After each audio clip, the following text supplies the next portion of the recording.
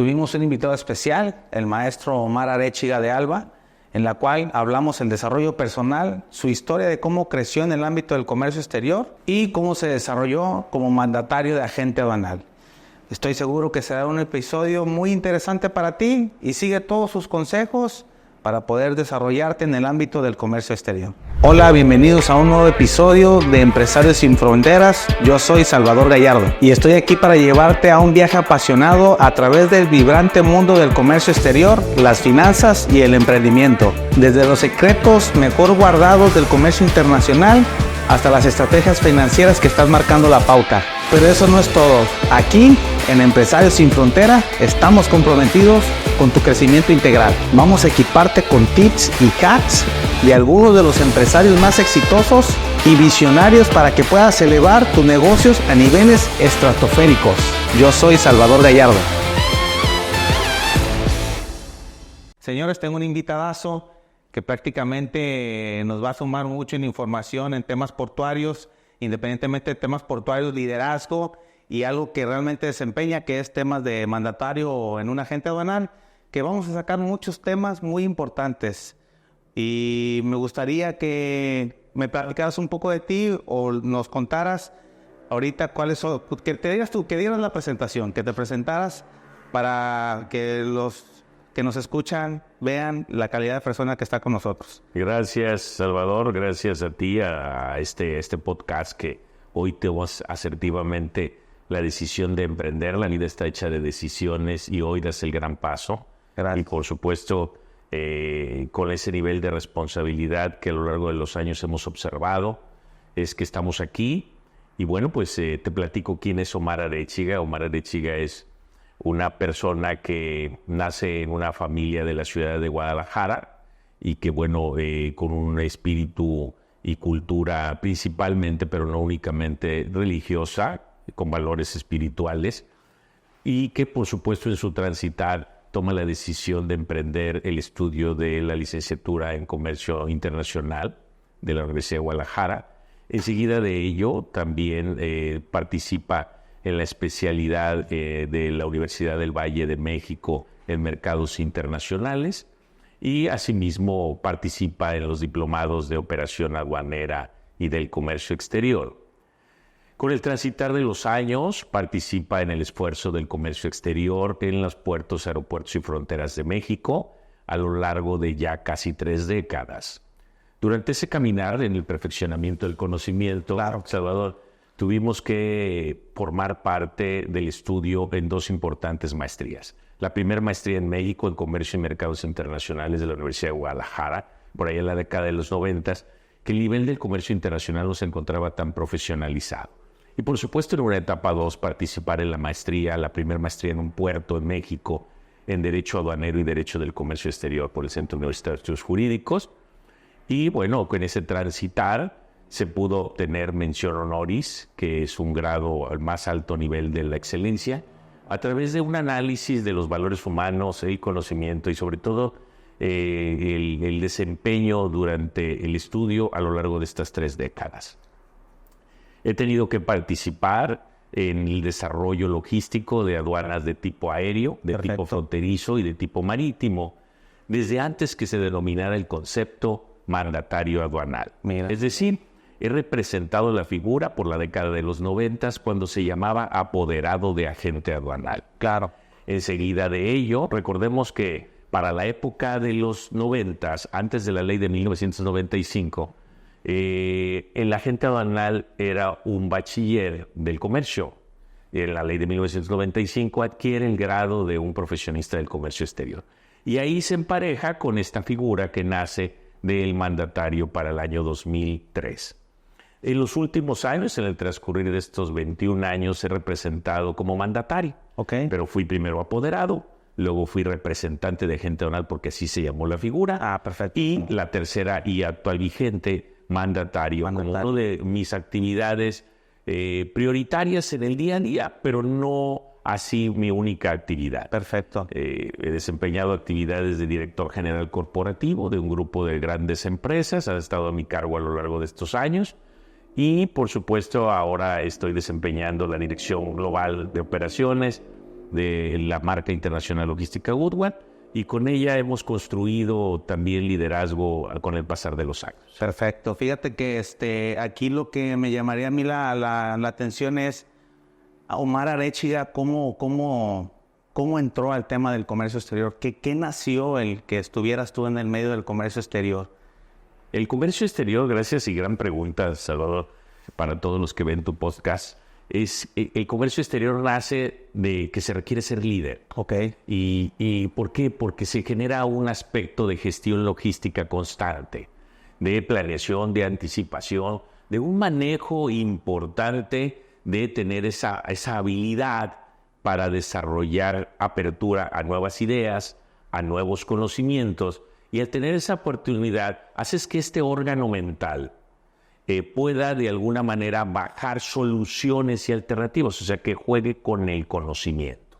En las etapas tempranas de mi vida, sí, me impulsaron a liderar, a planear. Okay. Y de ahí vi que, bueno, sí, en las aduanas, cuando leí las cátedras, porque iniciaban las figuras de los licenciados en comercio internacional en nuestro país, como todo, ya con los dedos en la puerta, porque ya venía el primer Tratado de Libre Comercio de América del Norte, y por supuesto el gobierno mexicano impulsa la figura, porque antes nada más existían los técnicos aduanales y aquellas personas que con gran esfuerzo construyeron las aduanas que hoy vemos, pero que tenían que transitar a esa etapa profesionalizada. Entonces sale de esa currícula, digo, yo voy a ser aduanero, porque para ser aduanero se requiere disciplina, así es, se requiere control, y desde mi familia la gestaron de manera importante en mí y la germinaron.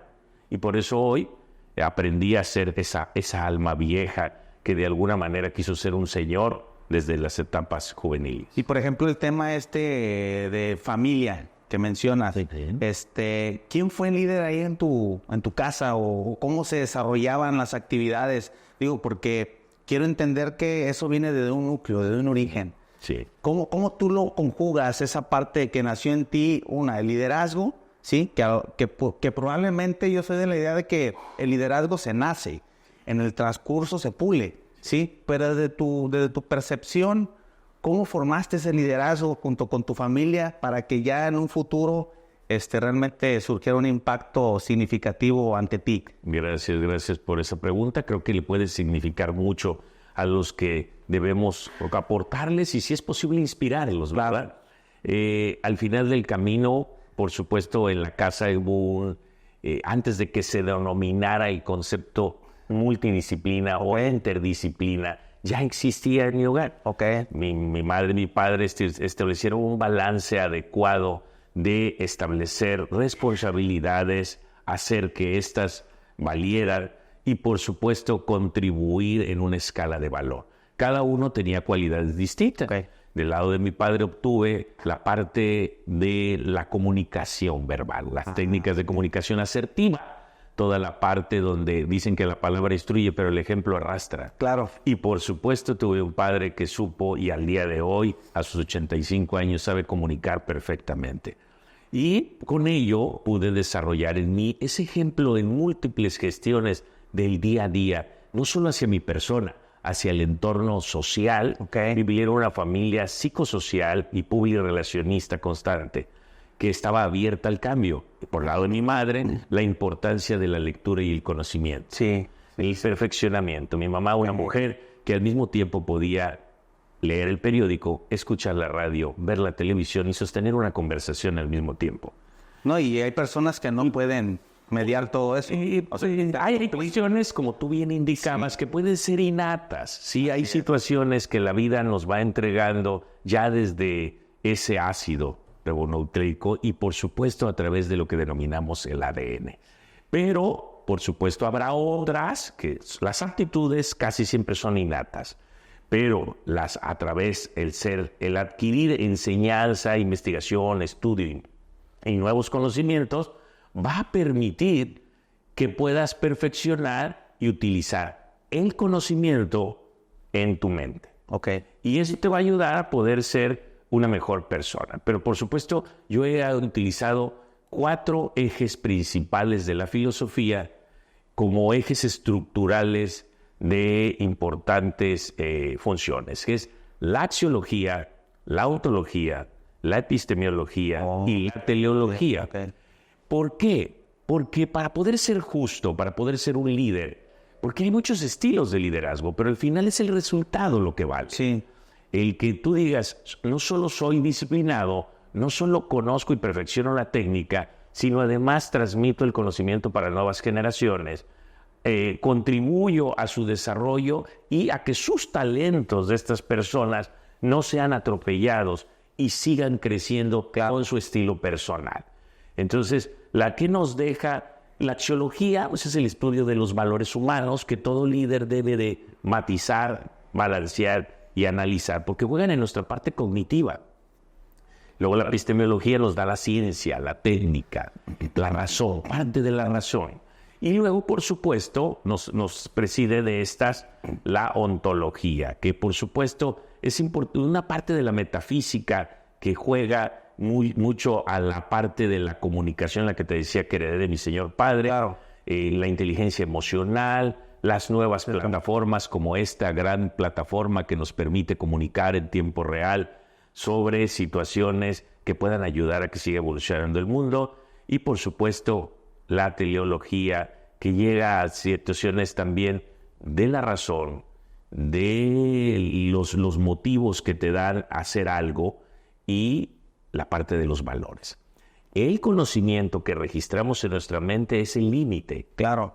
Ese es el límite. Los límites están en el conocimiento. Lo que tenemos registrado, que tenemos en el consciente, como aquellos que se quedan en el subconsciente. ¿Cómo hacemos que ese músculo y órgano trabajen y puedan traer soluciones prácticas?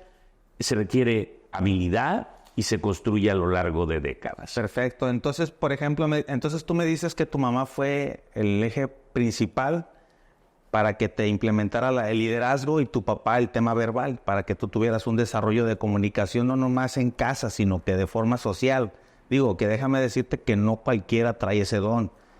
Muy poca gente yo he visto que tenga esa funcionalidad general de liderar, y aparte el ser catedrático, digo, es un beneficio que no todos tienen.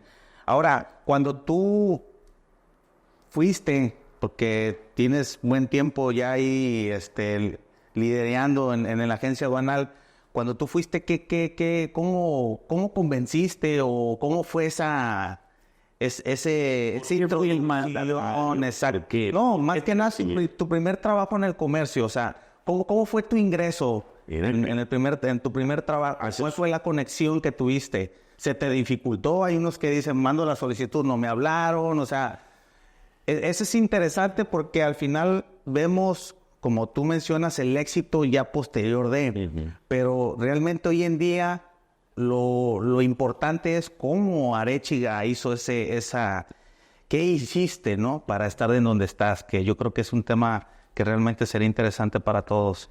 Fíjate que, como bien haces una gran pregunta nuevamente, yo considero que Omar Arechiga pudo formar parte activa porque me enseñaron a ser perceptivo. Okay. Y aparte, me gustó ser perceptivo.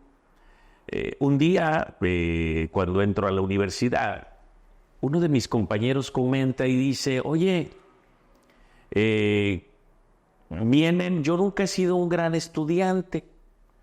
Entonces, ya investigué, porque se anticipó el tiempo, y dice, ya investigué y solo hay 2 plazas de servicio social para todos los egresados de la universidad. ¿Cómo? Sí, nada más hay 2. Y no creo ser una de esas 2. Entonces, ¿qué les parece que nos acerquemos? Nada más se saca copias en Hacienda y en Bancomex. Se sacan copias, eso es lo que se puede hacer. Sí. Y entonces para esas generaciones donde había barreras, porque te decían, bueno, usted es el licenciado, usted es el que está estudiando, porque había resistencia en las personas que trabajaban con el corazón, pero tenían una resistencia a la parte empírica, y se sentían amenazadas, en lugar de encontrar en ese nuevo aporte un aliado para ese gran conocimiento que dio con el paso del tiempo, sumarlo a la perfección. Entonces, escucho y decimos, ¿sabes qué?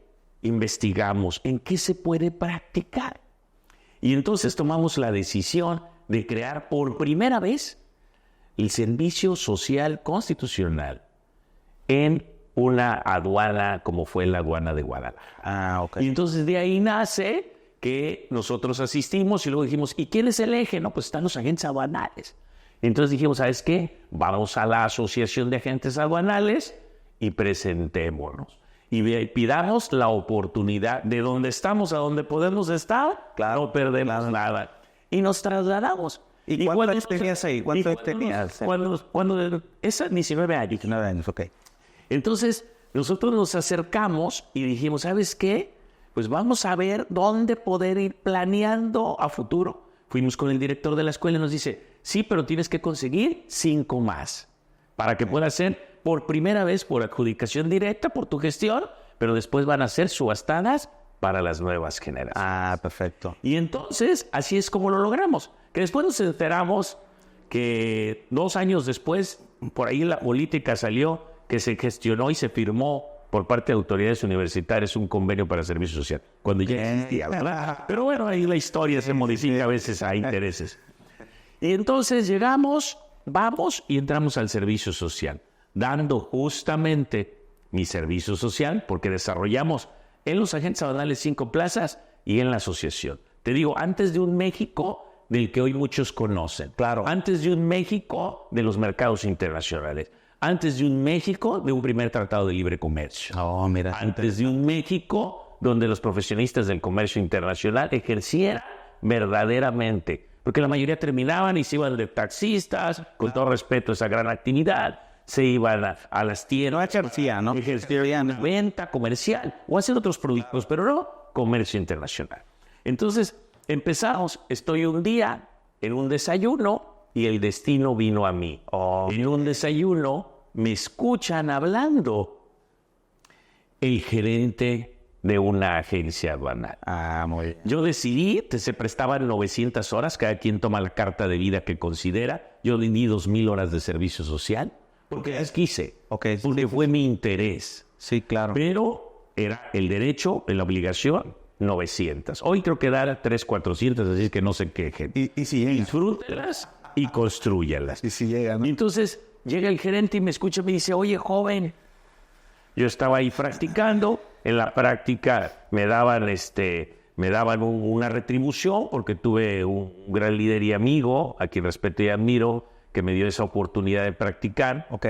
Y que ya cuando estoy ahí practicando me ofrecen y me dicen, oye, yo aquí te puedo, yo te doy tanto, ¿no? Y me daban 500 pesos a la semana, ¿no? Sí, Esos eran 500 pesos a la semana, que era bastante dinero para esa época. Ok. Estamos hablando ya hace 31 años. Y entonces me daban 500 pesos a la semana y llegan de esta agencia aduanal y me ofrecen 1,250. A las quincenas. O sea, ya me dice, oye, yo te voy a pagar 1,250 pesos y vente conmigo porque te quiero en mi organización. Ah, ok. Entonces, en la vida no sabemos dónde nos va a caer la liebre. Uno se prepara para la vida. El destino y las circunstancias pueden cambiar. ¿Cuándo va a caer esa gran oportunidad para que seas contratado, para que tengas un negocio? Es porque tú anticipaste ese momento. Y si tú te preparas para la vida, estás en condiciones de construir cualquier proyecto, claro, cualquier situación. Siempre que, por supuesto, tengas técnica, método y disciplina. Te voy a dar un ejemplo, la puntualidad. Es increíble que las personas, la inmensa mayoría, viven sufriendo y batallando por el tema de ¿por qué si salgo tarde tengo que llegar temprano? Ok. La disciplina es una obligación. No debe de ser cuestionado y la adversidad se puede planear. No hay pretexto. Llega temprano. Ese es uno de varios ejemplos que te van a construir como un ser confiable.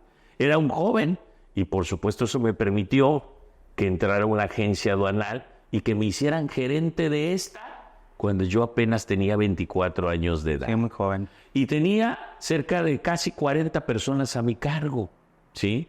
Y entonces tú dices, ¡qué barbaridad! Y señores de 10 o más años arriba de yo, con una experiencia admirable y respetable. ¿Y no tuviste conflicto ahí? Pero encontraron esa posibilidad. Circunstancias, también factores externos. Ejemplo, bueno, hay un cambio, hay una salida de un líder de la organización y se levanta el ticket. Pero la vida está hecha de decisiones. Y, por supuesto, tomé la decisión, levanté la mano y, por supuesto, el resto aprobó. Ah, perfecto. Y, ¿Pero tú te ofreciste? sí, por supuesto, tú propones y la organización valida. Ok. Pero en estos tiempos no se debe de tener temor ni ansiedad. Sí, por supuesto, tiene uno que estar listo para no tener un falso arranque, Sí, claro. una falla innecesaria. Porque la prueba de error vale, pero ¿qué necesidad? Sí, totalmente, ¿no? Y más cuando es un mundo totalmente operativo, Sí. no como hoy en día, que ya todo es más digital y pues de cierta manera es muy diferente a lo de antes. Ahora me jugó una ventaja. Claro. La ley aduanera cambió y todos los decanos que la dominaban por allá del año 1995, entonces quedaron en cero.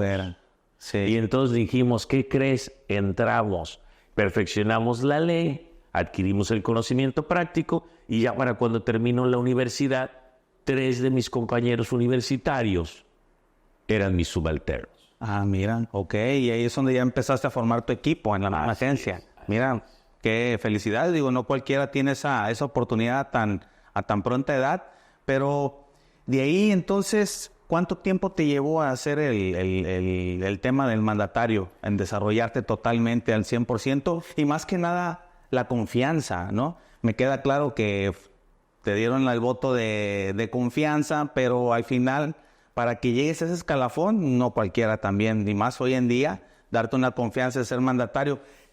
¿Cuánto tiempo te llevó? ¿Y qué fue lo que hiciste o estudiaste o con quién conectaste para poder hacer los exámenes y pues ahora sí medir esos conocimientos? Sí, claro. Recordemos que te comentaba que venía de la figura de apoderado, de agente, enseguida de representante y por último de mandatario.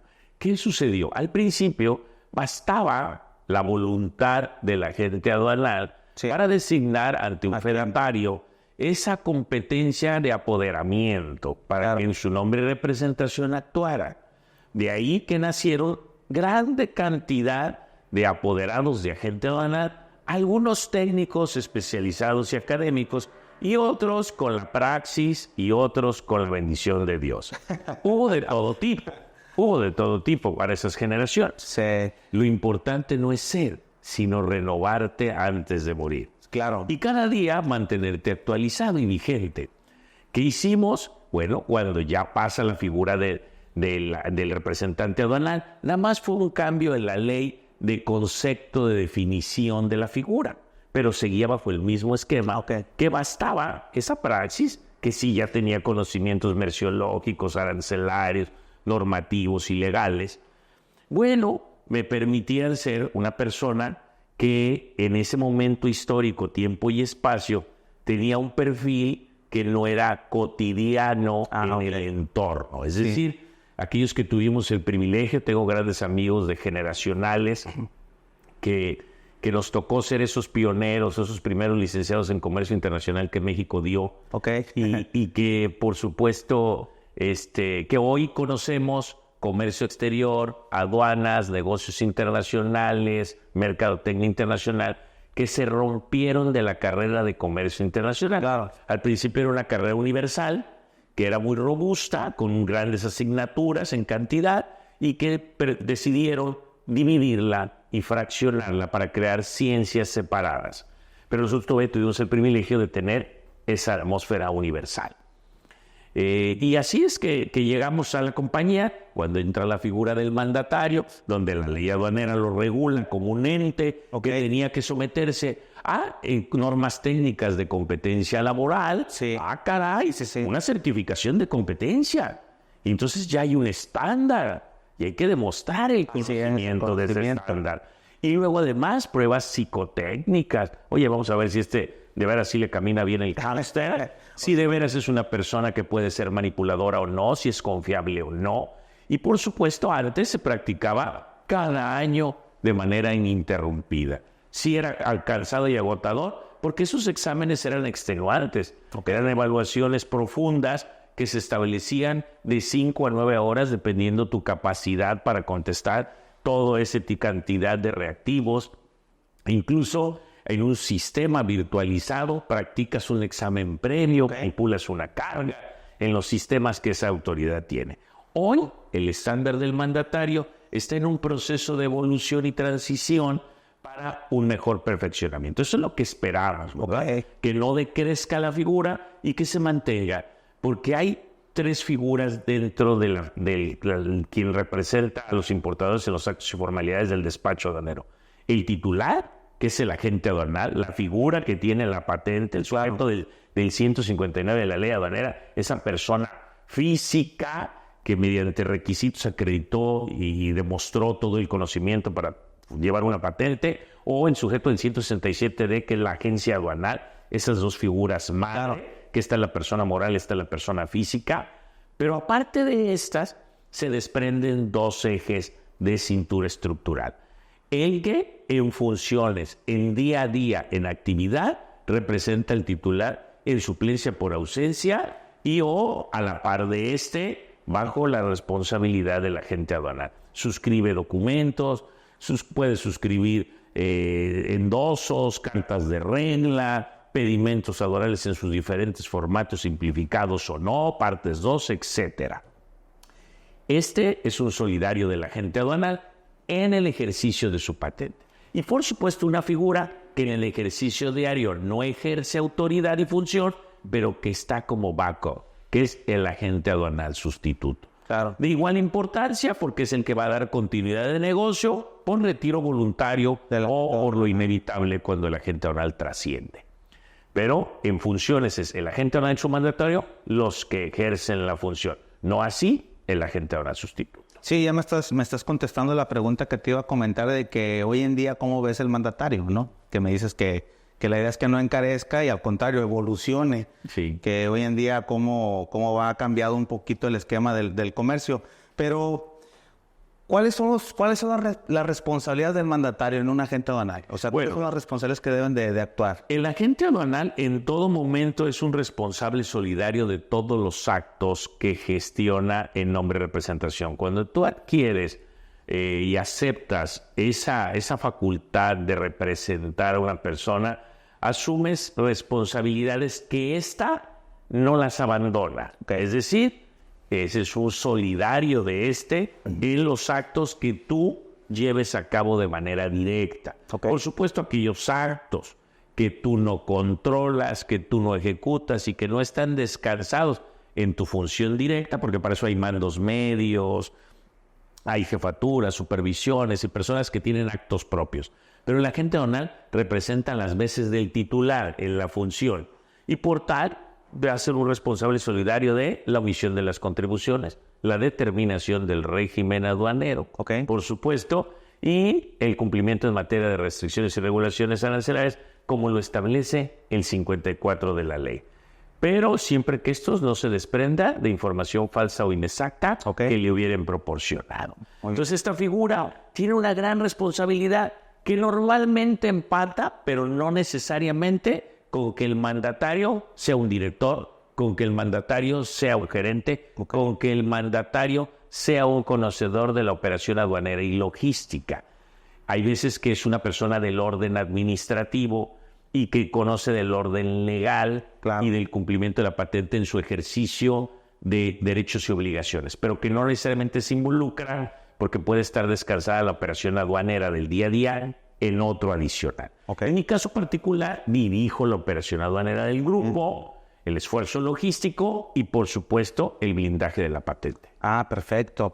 No, eso sí está muy interesante en el aspecto de que conlleva mucha responsabilidad. Pero el tema, ya ves que se estaba hablando de que el cliente ya podía hacer sus importaciones por medio de un mandatario. ¿Qué tanta figura le creció ese tema? Sí, por supuesto, grandes preguntas traes a la mesa, sobre todo para tu auditorio, para que no dejen de seguir a Salvador en este proyecto tan importante.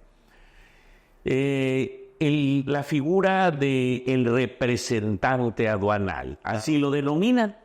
Dice la autoridad, oye, voy a crear una figura donde traía la presión del Acuerdo de Kioto que México tiene suscrito y que por razones de intereses no se ha podido bajar al 100% en su ejecución. Es decir, y son intereses legítimos y propios, incluso correctos para algunos fines. Okay. Porque acuérdense que no hay bueno y no hay mal. Todo va en función de qué tutela. Claro. ¿Ok? Entonces, esta figura del Acuerdo de Kioto, que presiona a México porque lo suscribió a nivel internacional, que está por encima de las leyes locales, establece que cualquier persona puede acercarse con las autoridades para gestionar. Okay. Sin embargo, hay que reconocer que México es de género propio. El agente aduanal mexicano, a diferencia del custom broker en otros países del mundo, Sí. es un agente mayormente logístico, aduanero y del comercio exterior. Okay. Es un coadyuvante de la autoridad. Se suma en esfuerzos de donde la autoridad descansa funciones de esta en esta persona. Por lo que la autoridad debería de mantener ese sigilo y cautela. ¿Por qué? Porque el agente aduanal le suma en un esfuerzo de tecnologías de información a través de sistemas de validación. Claro.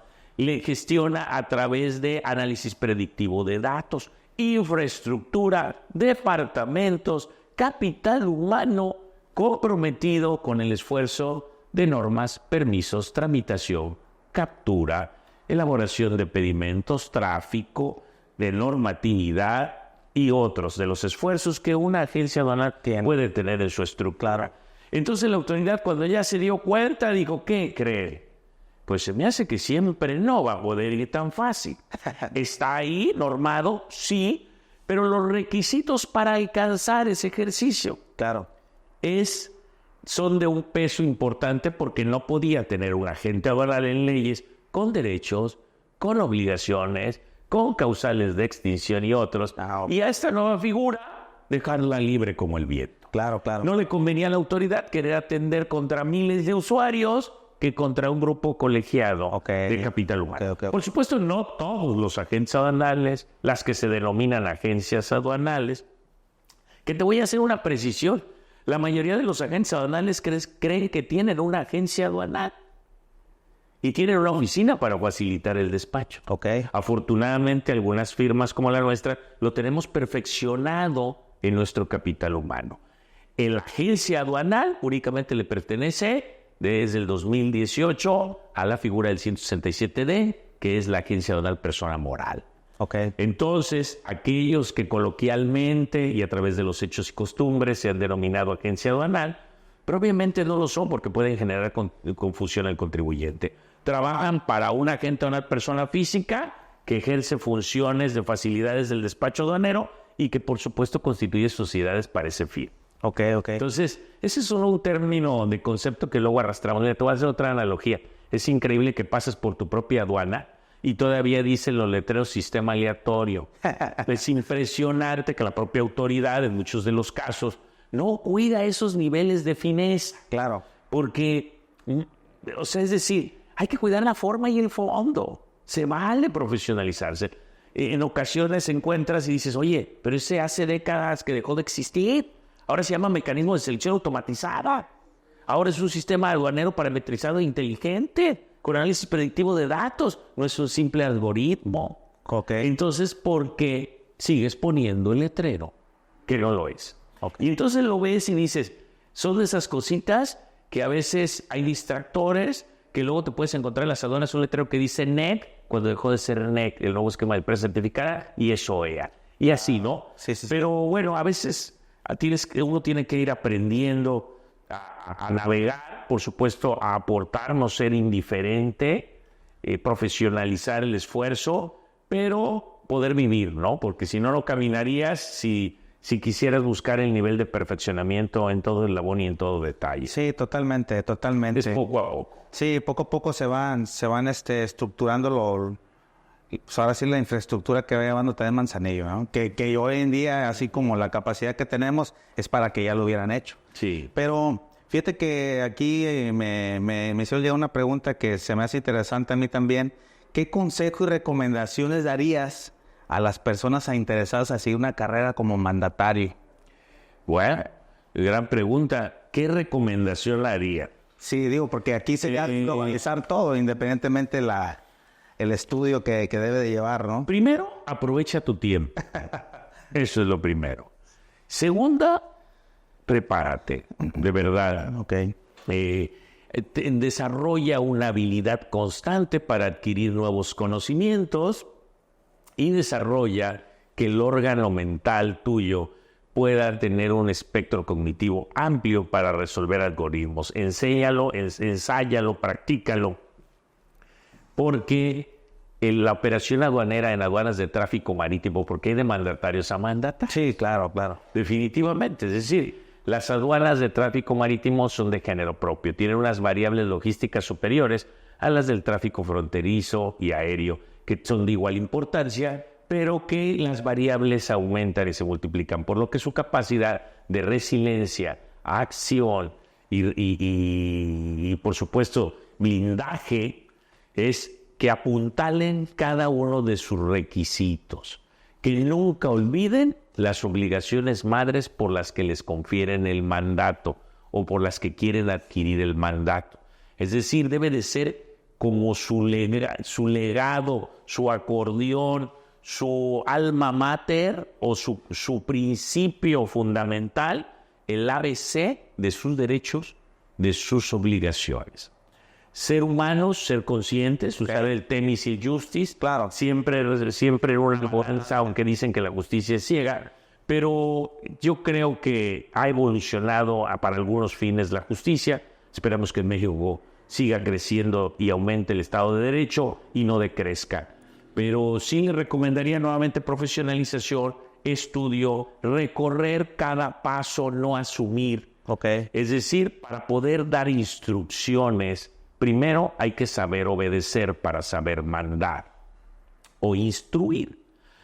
Y que se graben en la mente que ser mandatario, ser directivo, es una obligación, no es un grado de autoridad para imponer a las personas. Así es. Porque cuando tienes esa responsabilidad de subordinación en terceros, tienes una obligación de sacar lo mejor de estas personas, de ayudarlas en su crecimiento personal, de ser justo, de ser creativo. Por supuesto, es más fácil las técnicas de imposición, porque cuando tú impones autoridad, te evitas un trabajo más profundo. Las personas que no se quieren adentrar, porque abrir las puertas al criterio, a escuchar a las gentes, a conocer sus razones y su verdad, te hace un trabajo quizás más complejo, pero te lo hace perfeccionar y te lo hace distinguir de otras organizaciones. Entonces el mandatario debe ser un conocedor de leyes, tratados, acuerdos, reglas, reglamentos, y el que se lleva se aguanta. ¿Quieres ser mandatario? Cuando terminas la escuela no se acabó. Cuando terminas la escuela implica todos los días te renuevas, te preparas, te actualizas y te mantienes en lectura constante. Hay que recorrer los campos operativos, los electrónicos, los físicos y los documentales. Hay que hacer mapas estratégicos cuando se es mandatario para poder llevar a cabo funciones a través de hacer una reingeniería de proceso. Cada departamento tiene sus derechos y tiene sus obligaciones. Ok, fíjate, son puntos importantes que todos deberíamos de seguir para si tenemos un fin de metas para poder ser un mandatario, un representante, un directivo o un gerente. Todos piensan que nada más es llegar, sentarse y mandar. De cierta manera debemos de tener toda la visibilidad personal, emocional, espiritual, empresarial, profesional, porque al final son temas diferentes, sí. Pero lo más importante, la preparación continua, ¿verdad? Independientemente si quieren ser mandatarios o directores, o no mandatarios o no directores, yo creo que la preparación continua personal y profesional es el eje principal para que obviamente cada quien desde su trinchera pues tengan un éxito rotundo con plenitud, ¿verdad? Porque cada persona trae un objetivo diferente, pero son temas que realmente no son de otro mundo. O sea, lo que estás mencionando es totalmente importante. Es difícil, pero es importante. ¿Qué planes, qué proyectos traes, Omar, para más adelante? ¿Qué viene para tu grupo y para ti hoy en día? Sí, por supuesto, vienen grandes cuestiones. Como grupo estamos perfeccionando, estamos creciendo, somos una versión evolucionada, donde tenemos un equipo muy, muy robusto.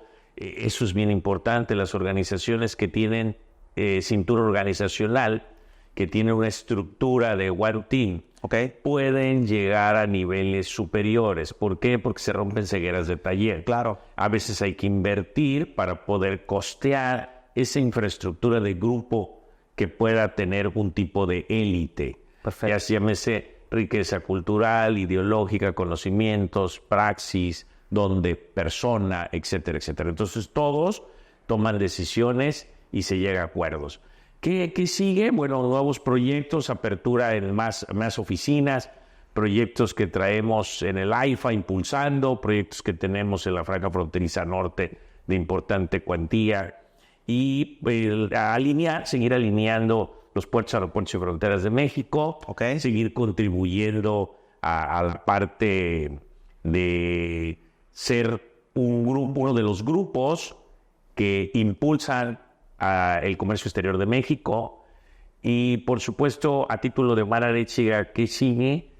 Por supuesto, también el tema de seguir investigando, seguir trabajando en la docencia, que es un hobby personal que tengo y que disfruto, transmitir a través de técnicas de enseñanza superior, dejando atrás la expositiva, invitando a docentes incluso a que perfeccionen su técnica a través de formas de conocimiento relacional o caso, etcétera, etcétera.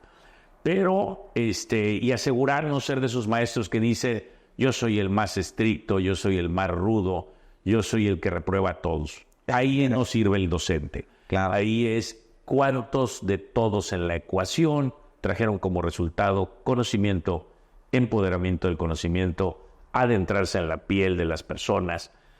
Y ese es para efectos académicos. Seguiremos trabajando en temas de proyectos también personales, impulsando nuevos clientes que ya a través de un proyecto en la propia organización en la que participo y de otras índoles del título personal, proyectos de expansión, pero ya en un nivel de participación. Perfecto. Independientemente de mi responsabilidad y liderazgo como director de esta gran organización. Por supuesto, siempre uno voltea en la casa en la que uno conoce, ha ayudado a su construcción y consolidación, y qué mejor que en esa propia casa. Yo soy de las personas creyentes que la fidelidad está en uno mismo, uno se fideliza con uno mismo, uno tiene pertenencia porque es una persona que tiene pertenencia. Y, por supuesto, la organización, si genera condiciones y las mantiene activas, va a permitir que las personas fidelizadas, que las personas con pertenencia, sigan de su lado. Se integran. Entonces, yo he hecho una gran fórmula. Hemos construido, junto con los líderes de la empresa, junto con el agente aduanal que he trabajado a lo largo ya de 3 décadas, 3 generaciones, de 85 años del manejo de esta patente aduanal. Claro. Y por supuesto, seguir impulsando a título familiar. Sigue en alguna etapa de mi vida ser un buen abuelo, seguir siendo familiar, un mejor padre, un mejor ciudadano, un mejor vecino, tolerante, porque los años a las personas luego las hacen claridosas y excesivamente frontales, pero tratar de prepararnos para seguir pasando las siguientes etapas. Nos quedan muchos años en esta actividad del comercio exterior, consultoría, asesoría, coach a empresas, también se puede brindar. Perfecto. Sí, ya para cerrar, si tú regresaras en el tiempo y vieras a Omar Arechiga de 19 años, ¿qué consejo le darías? ¿Qué consejo le daría a Omar Arechiga de... ¿Qué le adviertes o qué? Fíjate que yo le dirías que se cuidara o que protegiera o que se incentivara. ¿Qué le dirías? Con lo que soy hoy, porque para juzgar el pasado se tiene que juzgar con la persona del pasado para juzgar el presente con la del presente. yo te diría, como hoy Omar Arechiga está en plena paz, porque Omar Arechiga ha tratado de apuntalar y cerrar esa estructura congruente de manera humana y sustentable, no daría una recomendación porque finalmente la misma evolución pudiera ir caminando. Quizás le dirían, no te falles, por supuesto, cree y sigue siendo como empezaste a hacerlo. Ok.